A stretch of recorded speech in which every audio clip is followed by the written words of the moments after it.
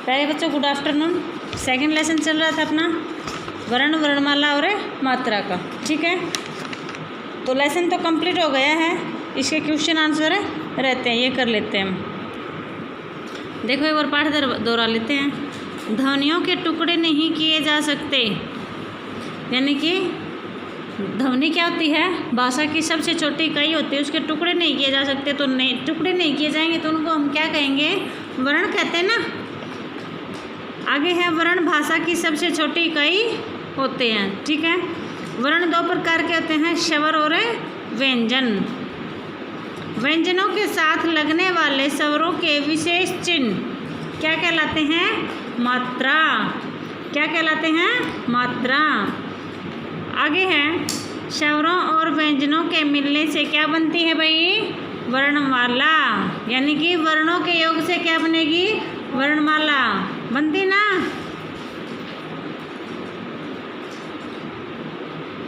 वर्णों के योग से वर्णमाला नहीं बनती।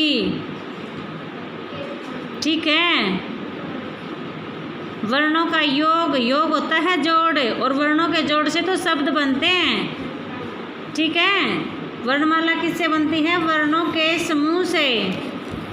किससे बनती है, वर्णों का एक क्रमबद्ध समूह होता है, यानी कि लगातार उनकी एक सीरीज सी होती है। जैसे हम काउंटिंग लिखते हैं ना, 1 के बाद में 2 आएगा, 2 के बाद में 3 आएगा, उसी प्रकार से वर्णों में भी क्या आता है, पहले एन आर आएंगे, उसके बाद में क्या आएंगे, व्यंजन आएंगे, यानी कि कै कबूतर वाली लाइनें। ठीक है, वो भी उल्टी सुल्टी नहीं होनी चाहिए। कै कबूतर के बाद में 6 चम्मच लिख दिया, 6 के बाद में हमने 6 लिख दिया, 6 के बाद में हमने डे लिख दिया, ये नहीं। क्या होते हैं, कै ख ग घ अंग च छ ज झैया, ये ऐसे सीरीज होती है इनकी। ठीक है, उसको हम क्या कहते हैं, वर्णमाला कहते हैं। आगे है वर्णमाला में ड और ढ, अंग और अ है, और संयुक्त व्यंजन अक्षत्र ग और श्र को मिल जाने से वर्णमाला में 44 से 52 वर्ण हो जाते हैं भाई। ठीक है, पहले क्या होते हैं, 44 व्यंजन होते, वर्ण होते हैं ना वर्णमाला में, लेकिन ये और मिलाने से ड और ढ, जो अन्य व्यंजन होते हैं वो अंग और अ है, अयोगवा है, और संयुक्त व्यंजन अपने 4 होते हैं ना, अक्षत्र ग और श्र, इनको मिलाने से अपनी वर्णमाला में कितने वर्ण बन जाते हैं, 52, 52। आगे है क्वेश्चन आंसर देखो। गमला शब्द में कितनी ध्वनियाँ हैं, गमला शब्द में कितनी ध्वनियाँ हैं, तो ध्वनियाँ क्या होती हैं, वर्ण। तो कितने वर्ण आए इसमें, देखो इसका वर्ण विच्छेद करना पड़ेगा ना। गैप में से ए निकाल लिया, ग ए, मैं ए, ले आ, कितनी बन गई है देखो, 1 2 3 4 5 6, कितनी ध्वनियाँ हो गई, 6 ध्वनियाँ हो गई गमला शब्द में। आगे है आपके मम्मी पापा का नाम स्वर या व्यंजन से शुरू होता है भाई। कोई भी नाम हो, या तो वो स्वर से शुरू होगा या फिर व्यंजन से शुरू होगा। आगे है दिए गए वाक्यों में राइट या रॉन्ग का निशान लगाना है। पहला है स्वरों की मात्राएं होती ना स्वरों की मात्राएं, तो ये क्या है, राइट है। आगे देखो कुल 33 व्यंजन होते हैं, ये भी राइट है। व्यंजन कितने होते हैं, 33 होते हैं। आगे है संयुक्त व्यंजन की संख्या 5 होती है, कितनी होते हैं संयुक्त व्यंजन है, 4 होते हैं बेटा, अक्षत्र ग और श्र। यहाँ पर कितने दे रखे हैं, यहाँ पर 5 दे रखे हैं, तो ये क्या है, रॉन्ग है। कितनी आएगी यहाँ पे, 4 आएगी। आगे है भाषा की सबसे छोटी ध्वनि वर्ण है ना, वर्ण भाषा की सबसे छोटी ध्वनि, तो ये क्या है, राइट है। आगे देखो प्रश्नों के सही उत्तर में राइट का निशान लगाना है भाई। वर्ण कितने प्रकार के होते हैं, 2 3 4, तो वर्ण कितने प्रकार के होते हैं, 2 प्रकार के, स्वर और व्यंजन।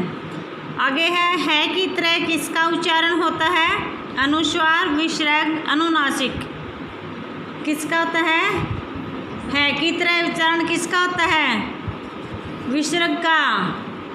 विसर्ग का उच्चारण किसकी तरह होता है की तरह। तो क्या जाएगा यहाँ पर विसर्ग के आगे राइट आ जाएगा। आगे है वर्णों की क्रमबद्ध व्यवस्था को क्या कहते हैं, वर्ण, वर्णमाला या फिर स्वर। क्या कहेंगे वर्णों की क्रमबद्ध व्यवस्था को,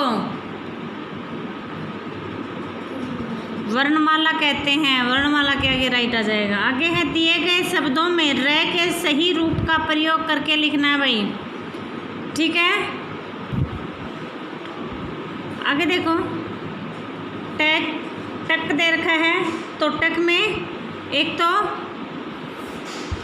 रे होता है पदेन वाला, एक जो नीचे वाले जो गोल वर्ण होते हैं, नीचे से वर्ण होते हैं ना, उसके नीचे कैसे लगता है, पदेन में ही लगेगा, लेकिन वो कैसे हो जाएगा, तिकोना हो जाएगा। और एक होता है रेफ वाला रे। रेफ वाला रे कौन सा होता है, जो चोटी के ऊपर आता है वो। इसमें देखो टक में ट्रक पदेन आ जाएगा, वसा में वर्षा ऊपर रे यानी कि रेफ का आ जाएगा। और एक और है इनकी बात, जो पद पैर में होगा पदेन वाला रे होता है वो पूरा होता है, ठीक है, वो क्या होता है पूरा होता है। और उसके ऊपर जो वर्ण होगा वो क्या हो जाएगा, आधा हो जाएगा, ठीक है। जो पदेन में रहता है उसका उच्चारण, जो ऊपर वाला वर्ण का उच्चारण है वो पहले होता है, पदेन वाले का बाद में होता है। लेकिन जो ऊपर रह आता है ना रेफ वाला, उसका उच्चारण है वो पहले होता है। क्यों होता है, वो आधा होता है ऊपर है तो, ठीक है। जैसे वर्षा वैरशा से पहले आया ना, तो ये क्या है, इसका मतलब है ये रे आधा है। ट्रक में रे बाद में आया है, तो रे पदेन में है तो बाद में आएगा तो क्या है, बड़ा है। उम का क्या जाएगा, उम्र, क्या जाएगा, उम्र, मैं के नीचे रह जाएगा। कार्य रे आधा है, कार्य रे के ऊपर रह जाएगा वो रेफ वाला। आगे देखो अनुस्वार और अनुनासिक के प्रयोग से 3 शब्द बनाने हैं भाई। अनुस्वार लगा करने वाले शब्द हैं कंघा, रंग, डंका। अनुनासिक चांद, मुंह है, दांत। आगे क्वेश्चन है वर्णों को मिलाकर नए शब्द बनाने हैं। ल, ए, ख, ई, क, आ लेखिका। घ, ए, र, ए घर, च, आ, च, ई चाची। आगे है ग, ई, ल, आ, से, ए गिलास। र, ऊपा रूपा। ब, आ, दे, ए, ले, ए बादल। आगे है छठा क्वेश्चन, निम्नलिखित प्रश्नों के उत्तर लिखिए। भाषा की सबसे छोटी ध्वनि क्या कहलाती भाई, भाषा की सबसे छोटी ध्वनि क्या कहलाती है, वर्ण कहलाती। इसने रॉन्ग कर रखा है, ये क्या जाएगा यहाँ पर, वर्ण है।